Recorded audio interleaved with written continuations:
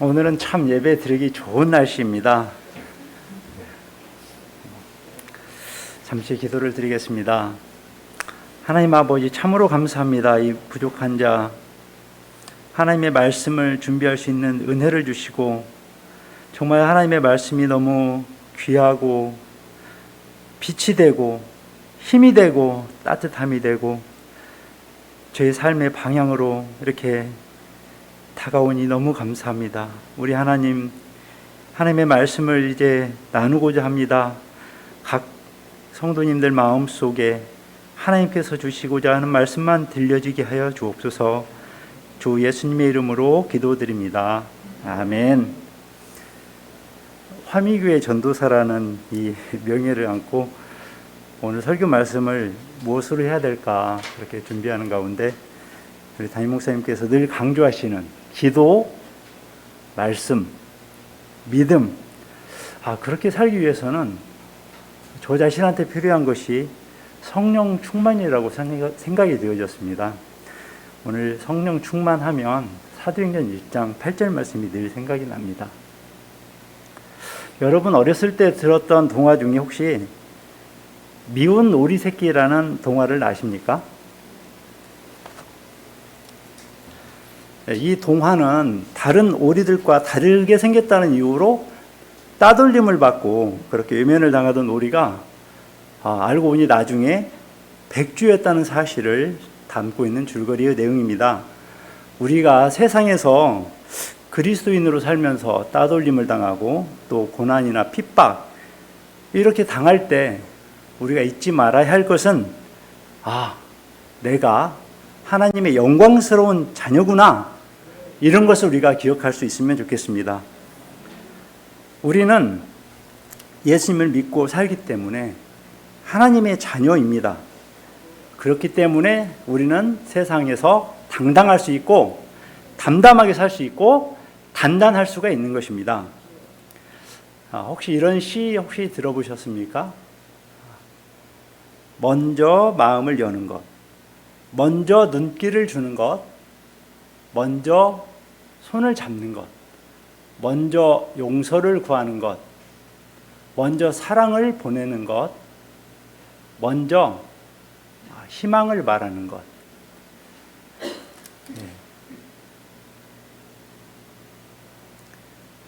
정용이라는 분의 시인데요, 기회라는 시입니다. 이것을 가장 먼저 하신 분이 예수님이라고 생각을 합니다. 우리가 예수님처럼 사는 것이 하나님의 뜻입니다. 성령님은 예수님을 말씀에 생각나게 하기 위해서, 그리고 우리를 예수님 닮은 사람으로 인도하기 위해서 오셨습니다. 달라스 윌라드는 분이 이렇게 말씀하셨습니다.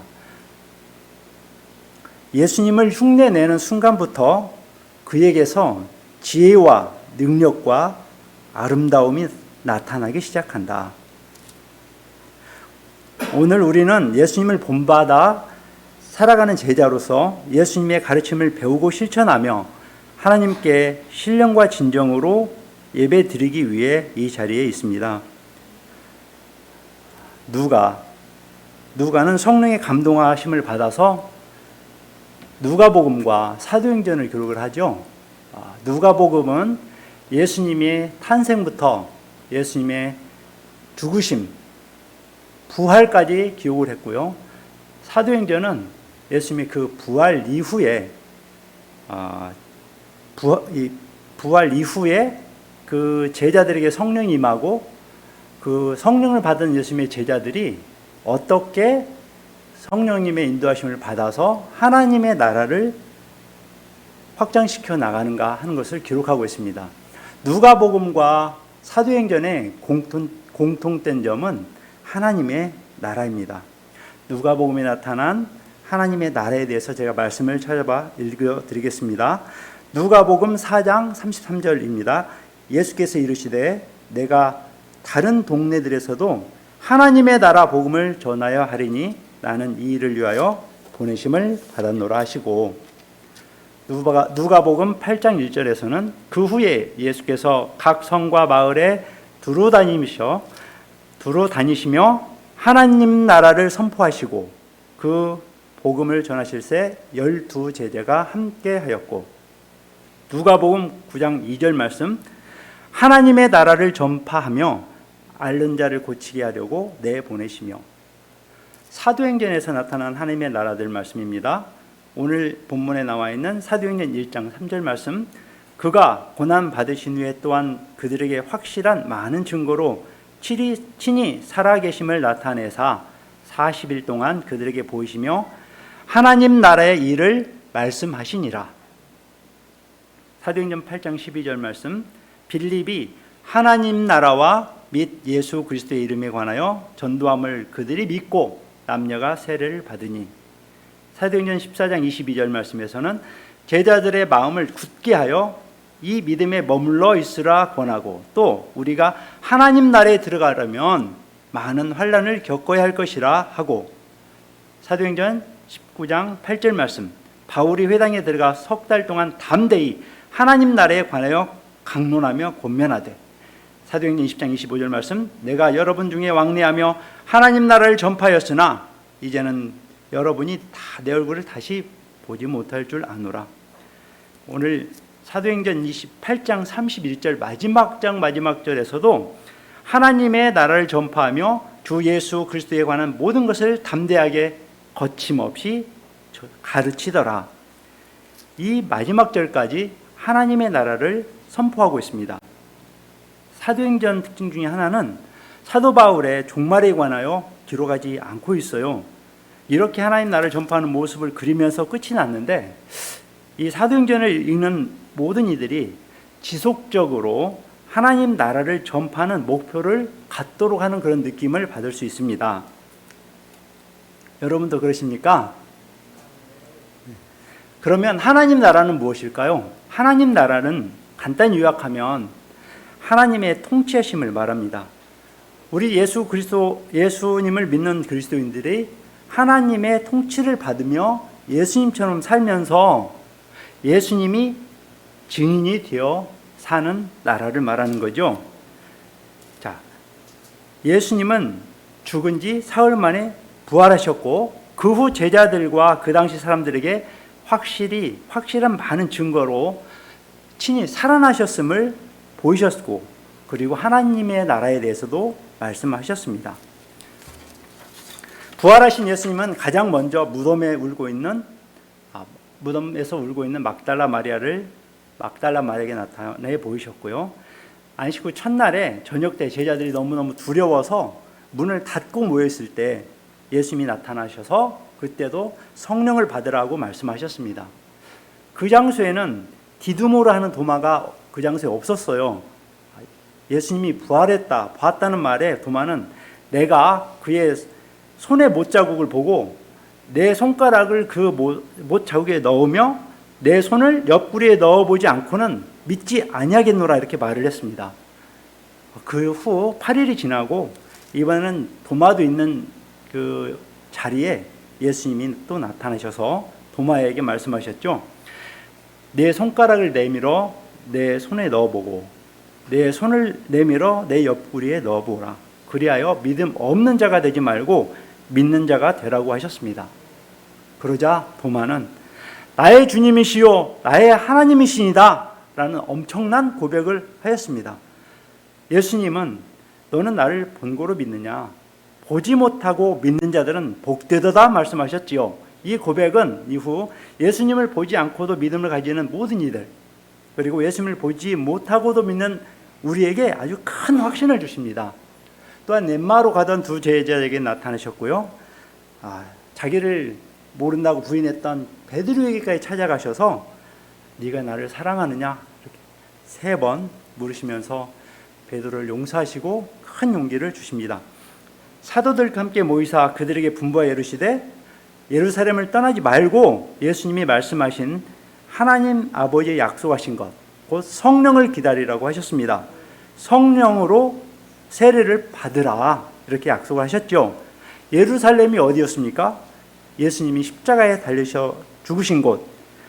누가는 구약 성경에 예언되어 있듯이 구원 사건이 예수님의 죽음과 부활로 끝나는 것이 아니라 이 복음의 전 세계적인 선포를 하고 있습니다. 이스라엘의 중심부요, 메시아의 도성이요, 최초의 기독교의 발생지인 예루살렘에서부터 시작하여 이방 세계의 심장인 로마에까지 선교의 행로를 이렇게 그리고 있습니다. 사도행전 1장 6절에서 그들이 예수님과 함께 모였을 때 그들의 관심사가 무엇이었다고 했죠? 이스라엘 나라의 회복이었습니다. 죽음까지 이기시고 부활하신 능력의 주님께서 무엇을 하기를 이 제자들은 기대했을까요?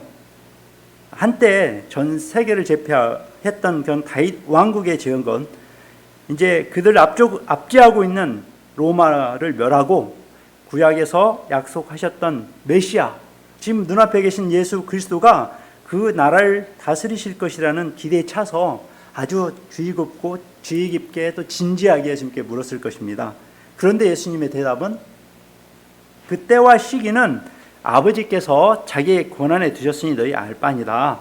오직 성령이 너희에게 임하시면 너희가 권능을 받고 예루살렘과 온 유대와 사마리아와 땅 끝까지 이르러 내 증인이 되리라. 이렇게 말씀하셨습니다. 바로 이 약속이 이루어져가는 과정이 이 사도행전입니다. 사도행전은 초반에 부활하신 예수님의 약속대로 성령을 받아 초대 교회가 세워졌지요.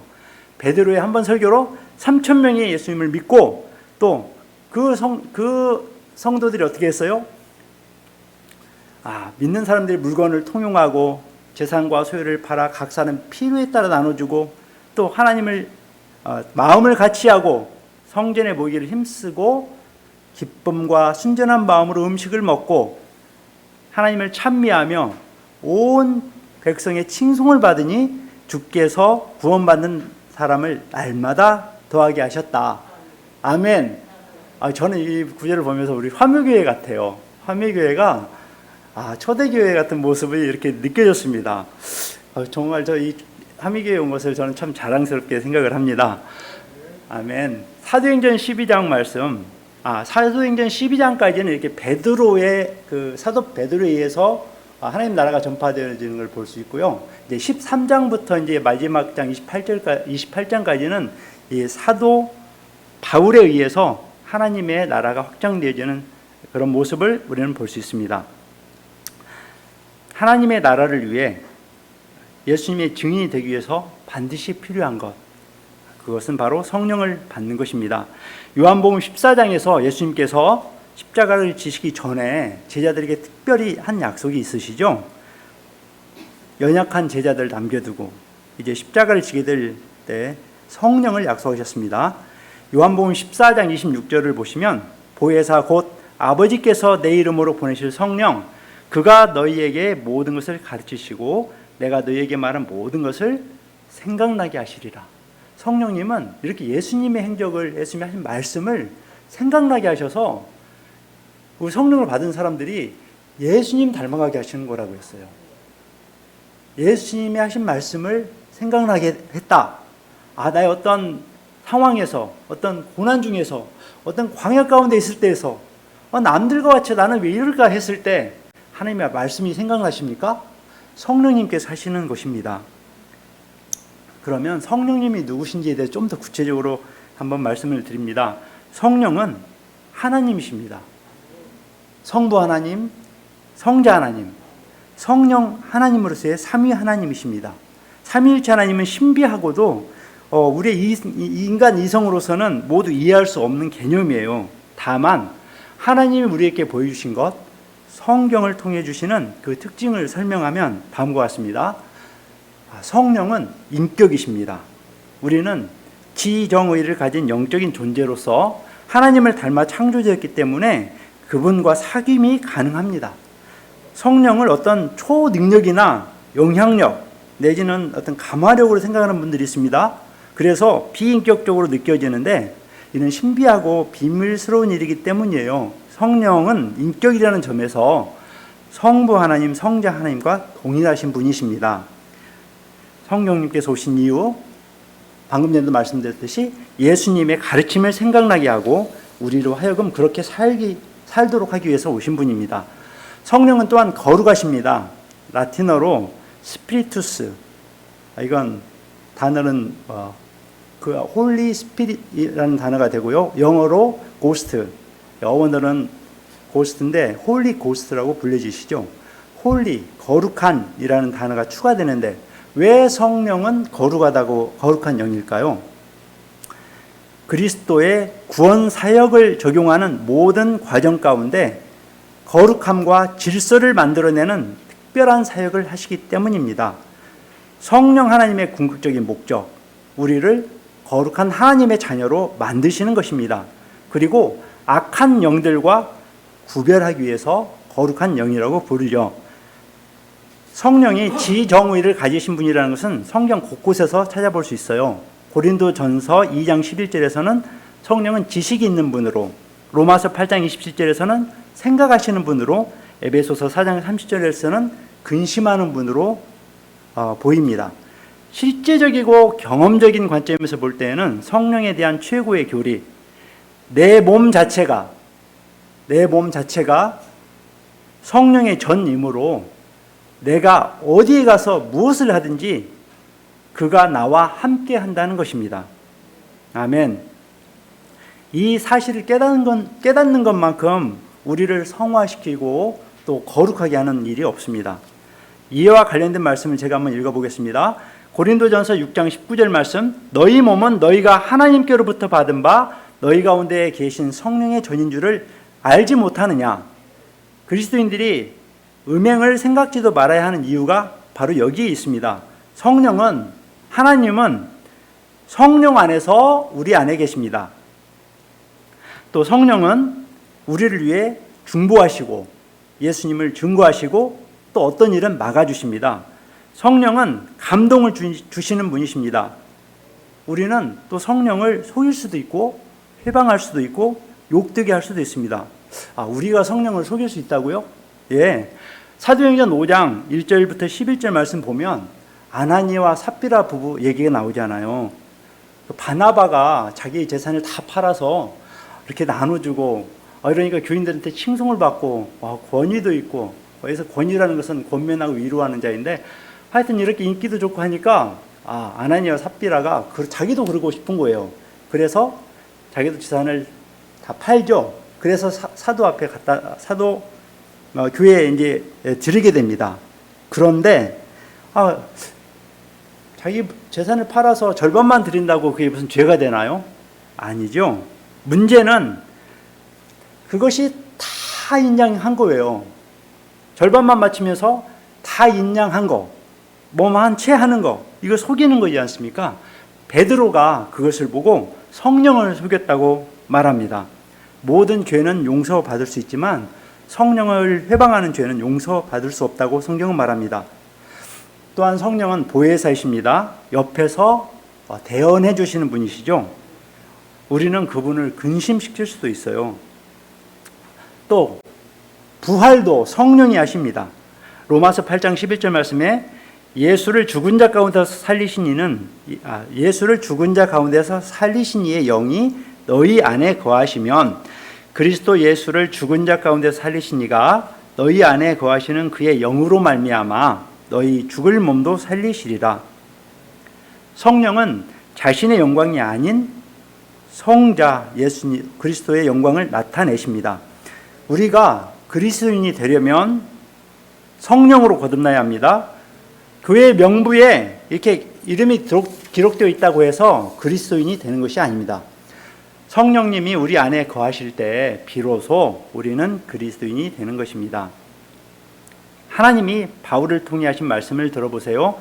갈라디아서 4장 6절, 너희가 아들인 고로 하나님이 그 아들의 영을 우리 가운데 보내사 아바 아버지라 부르게 하셨느니라. 고린도후서 13장 5절 말씀, 너희가 믿음에 있는가? 너희 자신을 시험하고 너희 자신을 확증하라. 그렇지 아니하면 너희가 버리운 자니라. 로마서 8장 9절 말씀, 만일 너희 속에 하나님의 영이 거하시면 너희가 육신에 있지 아니하고 영에 있나니. 누구든지 그리스도의 영이 없으면 그리스도의 사람이 아니라. 무서운 말씀이기도 하죠. 우리가 그리스도인이라면 그럼 어떤 특징이 있을까요? 세상의 미움을 받습니다. 요한복음 15장 19절에서 너희는 세상에 속한 자가 아니요 도리어 세상에서 나의 택함을 입은 고로 세상이 너희를 미워하느니라. 갈라디아서 4장 29절에서는 그러나 그때에 육체를 따라 난 자가 성령을 따라 난 자를 핍박한 것 같이 이제도 그러하도다. 신약 성경 전체는 교회와 세상 사이를 분명하게 선을 긋습니다. 이 둘 사이에 중간 지대는 없습니다. 주님은 주님의 교회와 세상이 서로 차이를 존중해 가면서 이렇게 사이좋게 지내는 것을 용납하지 않으십니다. 어린 양을 따르는 자들은 세상의 길에 서 있는 사람들과 이렇게 동행을 할 수가 없습니다. 부자와 거지 나사로 얘기하시잖아요. 그 둘 사이에는 구렁이 엄청나게 어마어마하게 큰 것이 있었던 것처럼 구속함을 받은 자와 타락한 자들의 세계, 이 사이는 너무너무 어마어마하게 큽니다. 세상의 영은 강합니다. 세상의 영은 상황에 따라 교묘하게 모습을 바꿉니다. 선과 악을 분별할 수 있는 능력을 훈련하지 않으면 속아 넘어갑니다. 세상은 위장하며 기독교를 농락합니다. 때로 세상의 영은 기독교 신앙을 찬양하기도 하며 가난한 자들을 구제하며 캠페인에 동참하는 등 자선사업에도 적극적입니다. 그러나 결정적인 순간에 그리스도의 영을 대적합니다. 교회를 핍박하고 은근히 비꼬며 이렇게 경멸합니다. 세상의 아들들은 세상 영의 지배를 받습니다. 고린도전서 2장 14절 육에 속한 사람은 하나님의 성령의 일을 받지 아니하나니 이는 그들이 그에게는 어리석게 보이며 또 그는 그것들을 알 수도 없고 그러한 일은 영적으로 분별되기 때문이라. 그럼 세상이 무엇입니까? 도박하는 거, 카드, 마약, 술 이와 같은 것들입니까? 그것들은 단지 세상이 외형적으로 드러난 것뿐입니다. 우리들은 이런 세상적인 현상과 싸우는 것이 아닙니다. 세상의 영에 대항하여 싸워야 하는 것입니다. 세상은 거듭나지 못한 인간의 본성입니다. 타락한 인간의 본성에서 나오는 것들, 그것에 근거해서 만들어진 것들이죠. 그것들, 그 외형이 아주 저질이든 아주 고상한 것이든 간에 이건 모두 세상적인 것이 세상입니다. 예수님 당시의 바리새인들을 한번 생각해 보세요. 열성적으로는 율법을 따랐지만 성경을 옹호하기 위해 성경의 교훈을 무시했고 종교를 구한다는 비명하에 종교를 말살시켰죠. 바리새인들의 영들은 예수 그리스도의 영을 대적했습니다. 타락한 인간의 본성의 현상들이 무엇입니까? 얄팍한 즐거움을 강조하는 오락사업이나 정상적인 욕구를 왜곡시켜 무절제하게 만드는 세속문화들, 또 끼리끼리 모여 만든 소위 상류사회, 예수의 이름을 빙자해서 어떤 기관의 우두머리가 되거나 개인적인 욕심을 차리거나 세상적 욕구를 충족시키기 위해 하나님의 비전과 사역을 들먹이는 그러한 어떤 기관들, 이런 것들이 바로 세상에 속한 것입니다. 언젠가는 육과 함께 사멸할 것입니다. 여러분, 진정으로 성령을 받기를 원하십니까? 정말로 성령 충만하기를 원하십니까? 성령에 사로잡기를 원하십니까? 성령님이 여러분을 오셔서 다스리시기를 원하십니까? 성령이 오시면 나의 생의 주도권을 그분께 드려야 합니다. 그분의 뜻에 따라서 내 뜻을 내려놓고 순종하면서 살아내야 합니다. 진정 그것을 원하십니까? 아멘. 그런데 성령에 대해서 오해하기 때문에 성령을 좀 거절하시려고 하는 분들이 있어요. 성령에 대한 잘못된 개념 3가지만 말씀드릴게요. 성령은 능력입니까? 아닙니다. 성령은 능력을 베푸시는 하나님으로서의 인격이십니다. 그러면 성령은 무서운 분입니까? 아닙니다. 예수님처럼 온유하시고 자비하시고 따스함과 친절과 그런 사랑의 화신입니다. 아버지와 아들의 영이시기 때문입니다. 그리고 성령을 받으면 나의 자유를 뺏깁니까? 아닙니다. 예수 그리스도 안에서 참 자유를 주십니다. 성령 충만하면 죄를 미워하고 죄 짓는 것을 싫어합니다. 죄된 행동들을 싫어합니다. 어떤 사람은 예수님을 믿고 그냥 술, 담배가 그냥 싫어졌다고 하잖아요.